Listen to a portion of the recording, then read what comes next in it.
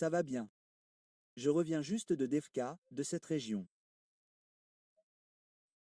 Vous pouvez me suivre sur X, Undernick. Vous pouvez me suivre sur Telegram, c'est la chaîne russe. Stas était là, c'est la chaîne anglaise, et sur YouTube, Mister. Slavicman a mis en ligne il y a quelques jours toutes les vidéos de JFK ou ce qu'il en reste. Quoi qu'il en soit, ouais, très bien, je vais mettre tous ces liens dans la zone de description ci-dessous. Alexander Stanislav, parlons de la situation militaire en Ukraine. En effet.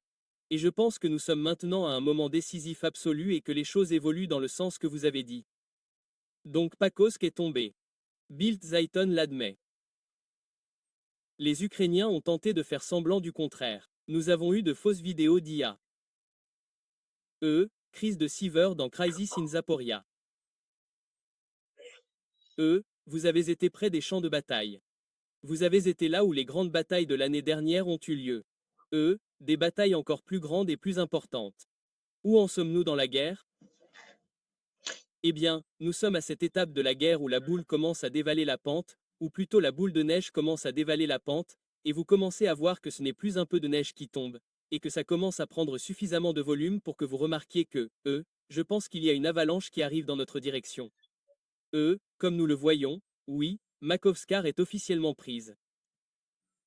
Les tentatives de contre-attaque et d'ouverture ont échoué.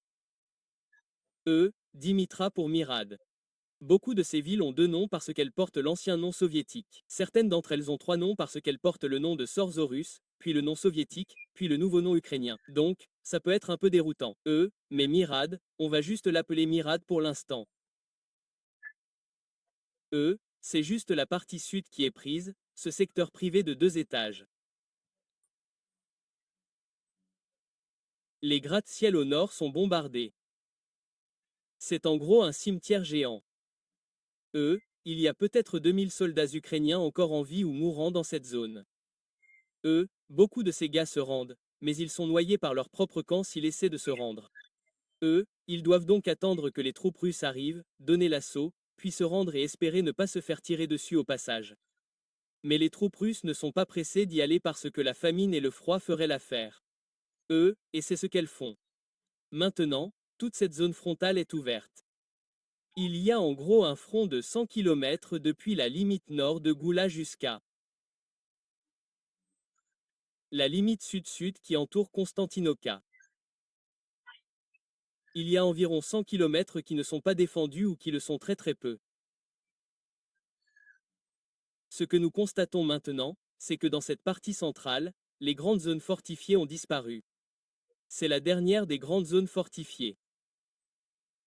Vous avez un grand ensemble de fortifications au nord, c'est l'agglomération de Slavinsk et Konstantinovka. Constantine au sud est désormais investie des deux côtés. Et des batailles sont en cours dans le tiers sud. Au nord, Quasi-Yuman est à peu près à moitié prise et elle-même est plus ou moins encerclée par le nord et le nord-ouest, le nord-est, et la partie sud, le tiers sud, a déjà été libérée, ce qui va mettre la pression sur les Slamines du nord. Donc toute cette zone est en train de s'effondrer. Gurey en est un excellent exemple. Les défenses orientales se sont totalement effondrées. Les troupes russes ont traversé les 2 derniers villages fortifiés, ont parcouru les 5 derniers kilomètres jusqu'à la ville en une journée et ont maintenant investi la partie est et centrale de la ville. On a même signalé qu'un colonel du nom d'André Kavoif avait été abattu par ses propres hommes alors que 2 de ses compagnies, ou ce qu'il en restait, tentaient de battre en retraite. Le terme « route » serait plus approprié, et lorsqu'il a tenté de les faire demi-tour, ils lui ont tiré dessus et ont continué leur route. Nous assistons donc à une rupture totale, au moins dans certains domaines, de la discipline militaire. C'est comme si la course de Goula à Goula s'étendait sur environ 100 km de champs ouverts et de petits villages qu'on ne peut pas tenir. On dirait donc que toute cette zone est sur le point de s'effondrer une fois que Gay sera parti, et je dirais qu'au rythme où ça avance, cela prendra peut-être 2 semaines, peut-être 3 semaines tout au plus. Vous pourriez être encore plus rapide en fonction du moral, vous savez, les armées peuvent tenir, tenir, tenir, tenir, tenir, tenir, puis soudainement elle s'effondre parce que vous obtenez cette masse critique d'effondrement moral et, la peur est une contagion. C'est une contagion plus rapide que n'importe quel virus. Et quand ça arrive et que vous savez, une unité peut tenir et que vous voyez les unités autour d'elle ou des parties des unités courir et elles se disent « Oh merde, nous allons être abandonnés et morts ». Nous courons aussi, et cela déclenche un effet d'entraînement de haut en bas de la ligne. Et les hommes perdent la tête une fois qu'ils deviennent comme des animaux. Leur seul espoir est de sauver leur peau, peut-être de sauver la peau de leurs copains, peut-être, peut-être pas. Beaucoup de blessés ont été largués et laissés pour morts. Eh bien, ils sont récupérés par les forces russes. Ils arrivent, et ces types s'enfuient. Et vous savez, toute armée perd la grande majorité de ses troupes lorsqu'elle commence à dérouter.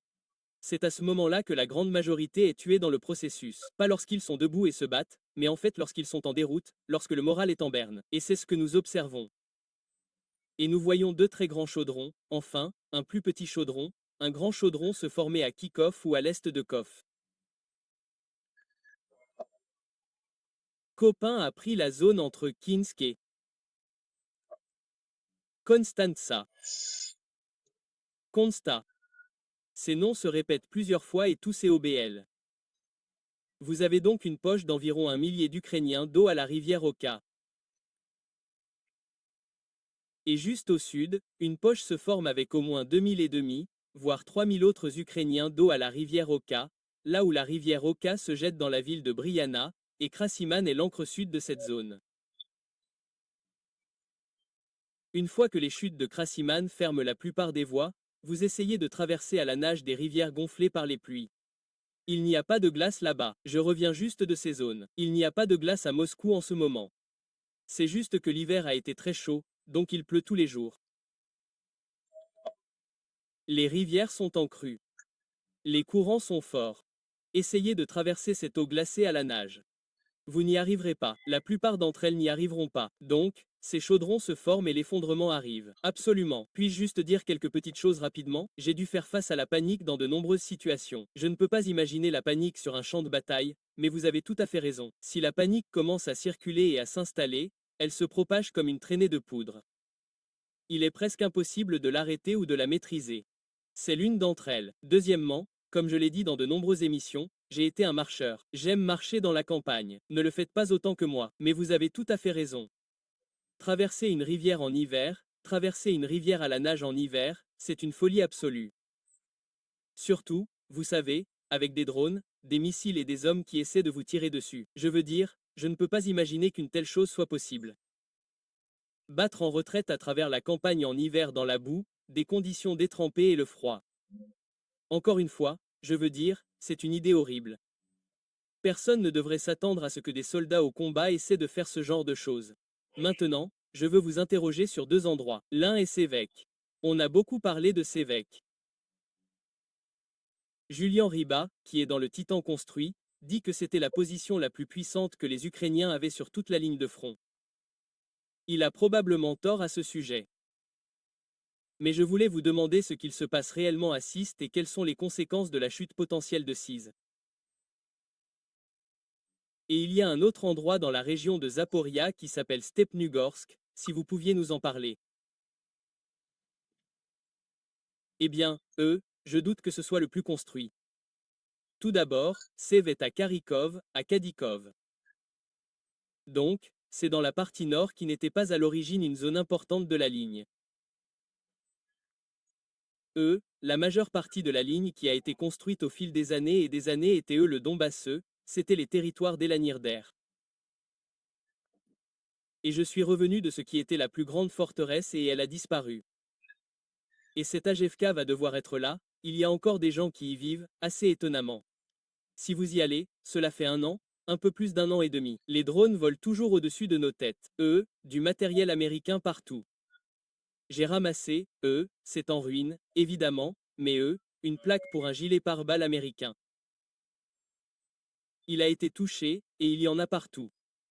Je vérifie s'il y a des mines et des pièges. Je ne serai pas un idiot, mais vous savez, c'est juste abandonné partout. La plupart des corps ont été ramassés, sauf ceux qui sont vraiment profondément enfouis dans les décombres et qui doivent être dégagés. Mais c'était la forteresse numéro 1. C'était l'endroit qui était le mieux préparé. Vous savez, vous avez ces bâtiments de 8 à 10 étages, parfois plus hauts. Certains de ces bâtiments sont des murs.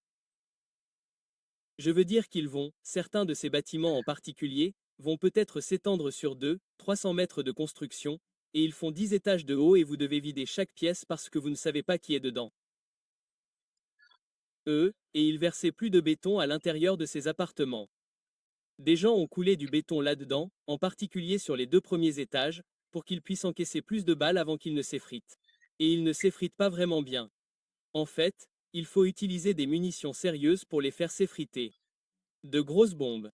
L'artillerie à tir direct ne va pas vraiment les effondrer. Intéressant. Il y fera des trous. Ils en feront exploser des parties, mais elles ne s'effondreront pas. Ce sont des constructions soviétiques qui sont justes. C'est difficile à décrire. Je veux dire, quand on les regarde, on se demande comment les gens vivent encore à cette époque. Mais ces zones qui étaient la fortification numéro 1. Tout le reste n'en était que l'ombre. Et si Davka a été prise maintenant, Pakrovska était fortifiée, pas aussi lourdement fortifiée, rappelez-vous, Pakrovska est à l'arrière, et plus on avance dans la région de Kharkov, plus on voit des fortifications qu'ils ont surtout construites au cours des 2 dernières années et demie, dans un effort frénétique, alors qu'ils étaient également touchés. Vous savez, l'Ukraine a fait quelque chose de très, très stupide au début. Et c'est un niveau incroyable de stupidité, et c'est une faute d'illusion dans ce cas, même pas quand Bachmout était en jeu. Ils ont décidé de construire la prochaine ligne de fortification derrière Bakhman, ils ont donc rassemblé 3000 ouvriers du bâtiment et ingénieurs, ont apporté le matériel, ont commencé à travailler sur cette nouvelle ligne. Puis, Zhuji les a militarisés, enrôlés en d'autres termes sur place, et les a jetés à Bakel où ils sont tous morts parce qu'ils n'étaient pas préparés. Ce ne sont pas des soldats de combat. 0 pour 0 effort. Et à cause de cela, le reste de leur ligne a eu des difficultés parce qu'ils ont jeté leurs meilleurs ouvriers du bâtiment pour une journée supplémentaire à Bac peut-être. Peut-être, et c'est ça le problème. Seisk est en train de tomber. Il est investi par le Nord. Il va tomber. Il est coupé de tout approvisionnement. Donc, tout ce qu'ils parviennent à amasser dans ces zones, vous le savez, quand vous dites courir à travers champs, si vous n'avez jamais couru sur de la terre noire, ce n'est pas un champ. C'est au mieux de la bouillie. Vous savez, j'ai traversé de nombreux champs de boue brune où les bottes sont presque aspirées de vos pieds et vous soulevez 1 kg ou 5 de terre supplémentaire à chaque pas. C'est un tout autre niveau. C'est un bourbier. Et si vous vous débarrassez de cette couche supérieure d'herbe, vous savez, en la retournant par des véhicules, par exemple, aucun véhicule ne passera. Je veux dire, même les chars russes qui, avec leurs larges chenilles,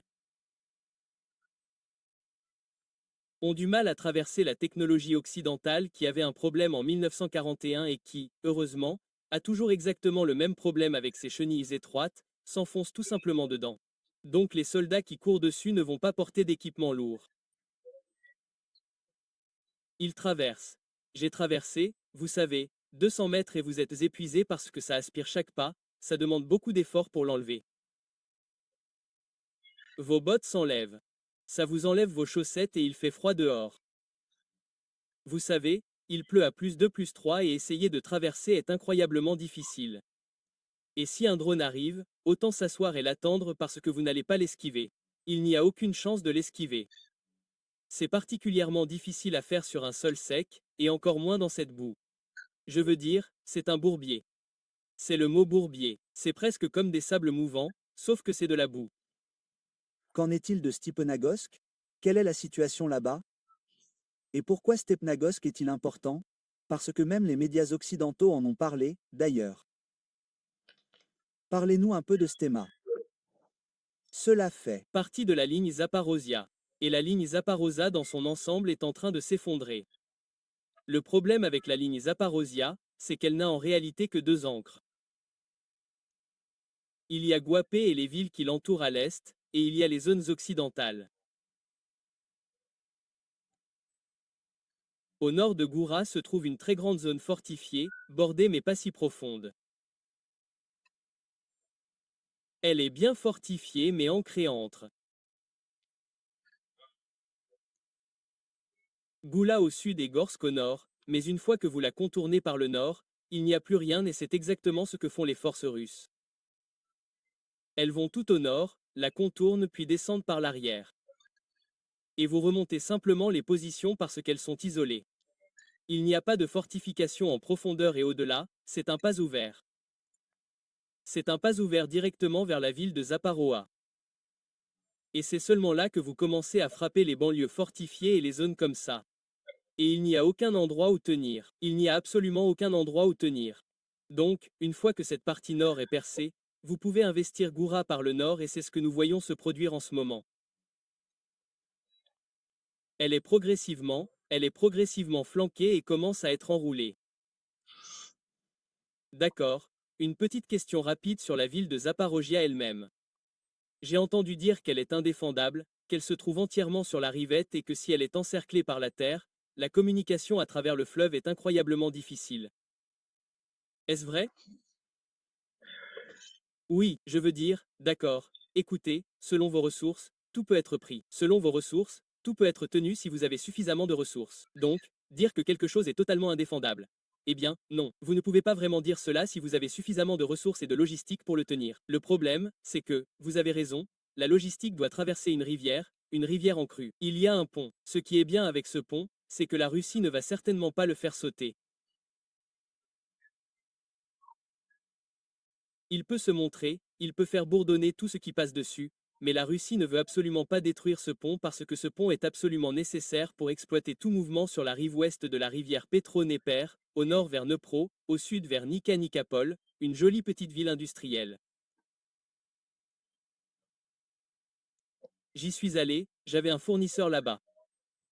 Ou à l'ouest, bon sang, comment s'appelle la ville à l'ouest? C'est Karog. Oui, oui, désolé, ça m'a échappé. Ouais, ou Karog. D'un côté, vous ne pouvez pas avancer vers Adessa ou le premier Nikolai sans neutraliser ces trois-là parce que vous en avez un juste en face de vous et vous avez deux positions de flanc que vous devez neutraliser. Mais dans tous les cas, vous devez capturer ce côté. Les Ukrainiens pourraient essayer de faire sauter le pont. Pour eux, ce sera quelque chose qu'ils devront faire. Ce sera donc une bataille pour le pont. Débarquer des forces spéciales dans la zone, essayer de tenir un pont ou perdre un pont. Tout dépend. Mais ces ponts étaient des ponts soviétiques et ils ont été construits pour survivre à une frappe nucléaire. Ce sont des bâtiments surarchitecturés et surconçus. C'est pourquoi les Ukrainiens ont mis si longtemps à essayer de couper les ponts vers Hassan. Finalement, les Russes les ont fait sauter eux-mêmes et il a fallu beaucoup d'efforts pour faire sauter ces ponts qui étaient déjà lourdement endommagés. Mais ils ont résisté à des quantités massives de roquettes. Mais la ville de Gulzapora elle-même est située dans une zone plate. Elle est adossée à la rivière.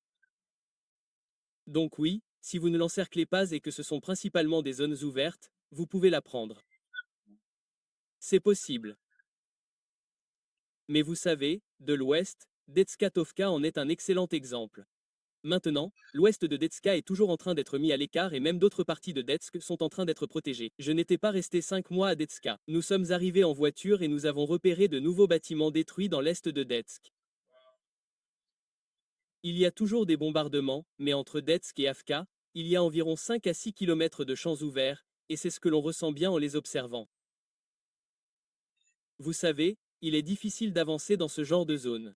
Se replier vers elles est suicidaire. Avancer vers elles est difficile car il n'y a pas beaucoup de couverture. Il y a quelques rangées d'arbres. Vous devriez faire de votre mieux et cela serait dans des conditions pré-drone. Dans des conditions de drone, tout change. Le seul gros avantage du côté russe en ce moment, c'est qu'à cette période de l'année, ces zones souffrent d'énormes quantités de brouillard. Je parle du brouillard où vous avez environ 3 à 5 mètres de visibilité devant vous. Ce genre de brouillard, un brouillard épais, un brouillard lourd. Et du vent. Oh, le vent dans ces zones est très fort car il pleut en ce moment. Plus tard, il neigera, mais la neige, le vent et le brouillard sont la meilleure protection anti-drone que vous puissiez demander. Les drones ne sont pas stables. Je veux dire, en parlant de manière réaliste, un vent violent, de 3 à 4 mètres par seconde, et les drones ont déjà des problèmes. Vous avez un vent qui se rapproche de 10 et ils sont partis. Ils sont finis. Au moins les drones de l'escadron. Le brouillard, ils ne prennent même pas la peine de voler dans le brouillard parce qu'ils ne peuvent rien voir. Je veux dire, au moment où vous voyez une cible, vous avez probablement dépassé la plupart de vos cibles. Vous ne les verrez jamais. La pluie, fait aussi des dégâts. Si c'est une rafale de vent et de fortes pluies, ça fera tomber un drone. Donc, c'est le meilleur temps. Et c'est le temps de l'hiver. Dans ces zones, il y a un épais brouillard, il y a un vent fort, et il pleut ou il neige. Dernière question, toute dernière question. Y a-t-il quelque chose que l'Ukraine puisse faire pour renverser la vapeur ou avons-nous dépassé le point de basculement? Vous avez dit qu'au début, c'était en chute libre. La situation est maintenant en chute libre. Y a-t-il quelque chose que l'Ukraine puisse faire? Si j'étais à la tête de l'Ukraine, eh bien, à moins de faire intervenir l'OTAN, cela n'arrêterait toujours pas l'armée russe. Cela ne ferait que prolonger la guerre et coûterait beaucoup plus de vies des deux côtés. Mais à moins que l'OTAN ne mette en jeu tout ce que l'OTAN a en elle en ce moment, y compris l'armée américaine, et cela n'arrêtera pas l'armée russe à ce stade. Ça ne le fera tout simplement pas. Il n'y a pas assez d'expérience, pas assez d'équipement, pour ce genre de guerre. Cela en ferait un match sanglant, du niveau de la Seconde Guerre mondiale et plus. C'est vrai, cela coûterait cher à la Russie, mais cela ne l'arrêterait toujours pas, car la Russie peut surpasser l'économie et évincer n'importe qui dans le reste de l'Europe. Si on parle de mobilisation militaire, des gens avec une certaine expérience militaire. Je parle d'une année de conscription à un service contractuel, 32 millions. C'est ce que la Russie peut mobiliser. Bien sûr, on ne mobilise jamais autant parce qu'on ne peut pas les nourrir. On ne peut jamais déployer une armée aussi nombreuse à un moment donné. Même pendant la Grande Guerre patriotique, je crois que 18 ou 19 millions de personnes ont été mobilisées à un moment donné. Maintenant, d'un point de vue logistique, si j'étais du côté ukrainien, je serais en train de passer de l'autre côté, en ce moment même, en essayant de faire une retraite contrôlée et d'essayer de tenir jusqu'au bout. Le Dnieper suivra également. Le Dnieper n'est même pas le Mississippi, c'est un grand fleuve, mais c'est un fleuve au bout du compte, et tous les fleuves sont accessibles, y compris le Mississippi. Et celui-ci est plus petit que le Mississippi, beaucoup plus petit, donc vous savez, ce serait le meilleur moyen de gagner du temps. Mais c'est tout ce que vous obtenez, c'est un gain de temps, en tenant jusqu'au bout dans ces positions. Je veux dire, Zelensky fait la part d'Hitler. La seule chose qui a sauvé les nazis sur la défensive, c'est que les généraux d'Hitler ont tout simplement ignoré ses ordres et ont fait sortir les troupes. C'est d'ailleurs la raison pour laquelle Hitler changeait constamment de généraux, car il ne voulait pas l'écouter pour ses plans idiots. Tenir jusqu'au bout. D'accord, eh bien, il est encerclé, anéanti. Mais c'est ce que nous voyons faire l'armée ukrainienne. Son illusion était que le général Hitler aurait adoré. Il suit les ordres, peu importe le nombre de soldats qu'il perd. C'est la dernière lettre. Mais c'est à peu près tout ce qu'ils peuvent faire. Je veux dire, ils sont vraiment à court de ressources. Ils ont 400 000 déserteurs répertoriés, des cas de désertion. 400 000, c'est les forces armées combinées de la France et de l'Angleterre. Je veux dire, et ce ne sont que des désertions. Et le pire, c'est que beaucoup de ces désertions au cours des 2 derniers mois ne sont pas des gars nouvellement mobilisés. Ce sont des vétérans. Ils ont compris que, vous savez, je quitte ce champ de bataille de 2 ou 3 façons. Mort, blessé ou blessé. Et peut-être qu'ils évacueront ou peut-être qu'ils me laisseront mourir. Donc peut-être seulement 2 façons. Eh bien, il y a une autre option. Je pars. Merci, c'était amusant. Au revoir. 400 000 cas. Et je suis sûr qu'il y en a probablement plus que ça. Donc, vous regardez une armée qui est en plein effondrement moral et physique, et la maintenir sur la ligne de contact autant que possible ne résoudra rien. Mais Dieu merci pour les idiots de l'autre côté. C'est tout ce que je peux dire. Stan est content que vous ayez été là, c'est excellent,